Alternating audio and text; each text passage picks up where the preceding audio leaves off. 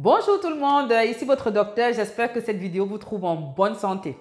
Je vous amène aujourd'hui au niveau de l'estomac puisqu'on va parler du reflux gastro-œsophagien, communément appelé reflux gastrique. On va voir ensemble quels sont les symptômes et vous verrez qu'il y en a pour lesquels on fait facilement le lien, d'autres un petit peu moins. On verra ensuite les causes et on va terminer avec le traitement.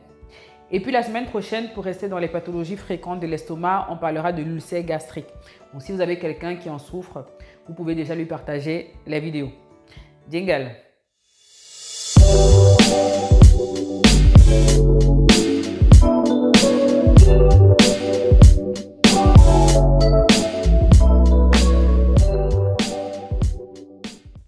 Avant de commencer, je souhaite la bienvenue à tous les nouveaux abonnés, tous ceux qui nous ont rejoints depuis dimanche dernier. Si vous êtes là, c'est que vous voulez être vous-même des acteurs de votre propre santé. Et croyez-moi, c'est une très bonne chose.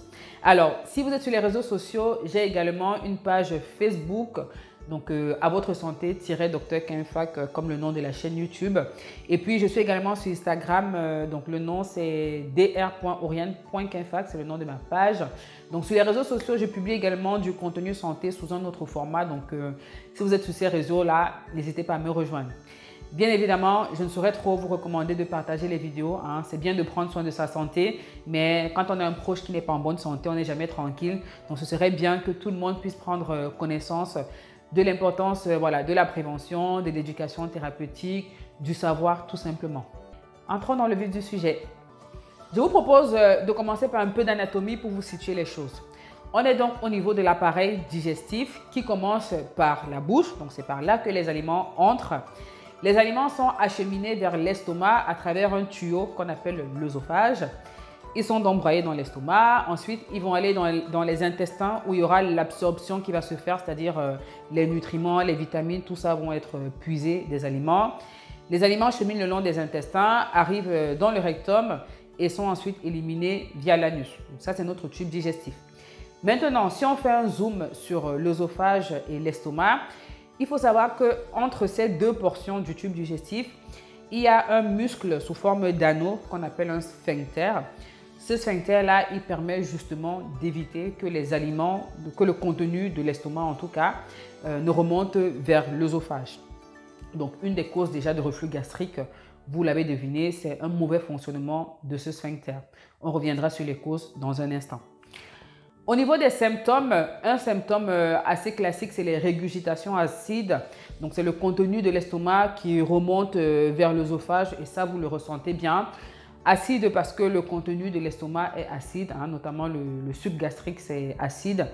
Et donc, cette acidité-là peut aussi se manifester par des brûlures dans la poitrine. Donc, si vous avez des sensations de brûlure quasi permanentes dans la poitrine, ça, c'est un symptôme de reflux. Et puis, il y a d'autres symptômes aussi. Vous pouvez avoir ni régurgitation, ni brûlure dans la poitrine, mais tout simplement une toux.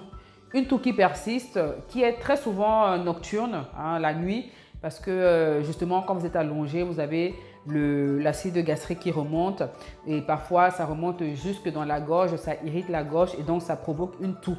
Donc, une toux qui persiste et qu'on ne comprend pas sur le plan pulmonaire, on a fait tous les bilans, on n'a rien trouvé, on vous donnera un traitement pour le reflux, un traitement test et très souvent, les patients sont améliorés. Donc, une toux qui persiste, ça peut être un symptôme aussi de reflux et toujours pour les mêmes raisons, une douleur dans la gorge. Si vous vous réveillez tous les matins avec une douleur dans la gorge, ça peut être un symptôme de reflux parce que l'acidité gastrique, la muqueuse de l'œsophage et de la gorge ne sont pas faites pour supporter cette acidité gastrique-là. Donc, quand ça remonte, ça irrite et ça peut faire mal, d'accord? Donc, si vous avez des douleurs ou une sensation de gorge irritée tous les matins quand vous vous réveillez et après, ça va mieux dans la journée, ça peut être un symptôme de reflux. Donc, à ne pas négliger. Voyons maintenant les causes. Alors, première cause, c'est un mauvais fonctionnement du sphincter. Et ça peut être physiologique. Il y a des gens qui sont nés comme ça. C'est pas votre faute. Vous êtes comme ça. Le sphincter, il ne fonctionne pas bien. Vous pouvez avoir un reflux. Autre cause fréquente aussi, c'est la hernie hiatale. Donc, la hernie hiatale, c'est une partie de l'estomac carrément qui va remonter vers l'œsophage. Alors, ça peut être physiologique aussi chez vous. Ou alors, on l'observe aussi beaucoup chez les personnes qui ont une obésité abdominale parce que forcément, il y a une pression, il y a une hyperpression qui s'exerce au niveau du ventre et donc au niveau de l'estomac aussi. Et donc, l'estomac va remonter une partie en tout cas vers l'œsophage. Donc, la hernie hiatale, c'est une cause aussi de reflux gastrique. Et puis, on a des facteurs aggravants aussi, des facteurs qui vont majorer le reflux. C'est par exemple les repas. Si vous avez un repas, si vous consommez des repas trop acides, trop épicés, trop gras, ça peut majorer le reflux. L'alcool peut majorer le reflux également. Le stress peut majorer le reflux. Et puis, les anti-inflammatoires peuvent majorer aussi le reflux. Retenez déjà que quand vous avez un problème au niveau de l'estomac, les anti-inflammatoires, vraiment, il faut les éviter. Anti-inflammatoires, c'est tout ce qui est aspirine, ibuprofène, nurophène, kétoprophène, tout ce qui se termine en phénlaspifène et compagnie. Quand vous avez des problèmes au niveau de l'estomac, ça c'est des médicaments qu'il faut vraiment éviter. Parlons maintenant traitement. Alors, un reflux gastrique, ça doit se traiter, d'accord? Comme je vous ai dit, la muqueuse de l'œsophage, elle n'est pas faite pour supporter l'acidité gastrique. Donc, un reflux qui persiste sur du long terme, il y aura à long terme donc, une œsophagie, donc une inflammation de la muqueuse de l'œsophage et voire même un cancer sur le long terme. Donc, ça se traite. Alors, première étape du traitement, c'est bien évidemment éviter les facteurs aggravants, ce dont on a parlé tout à l'heure. Ensuite, dans les médicaments, on a deux classes de médicaments. Premier médicament, ce sont les antiacides. Donc, c'est des médicaments qui vont vraiment aller neutraliser l'acidité gastrique.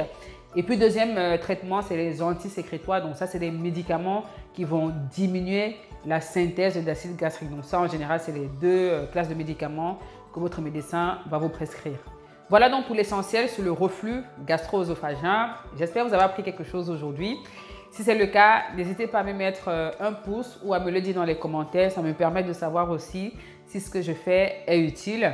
N'hésitez pas aussi à partager la vidéo à vos proches. Et puis, je vous dis rendez-vous la semaine prochaine pour parler de l'ulcère gastrique. À votre santé!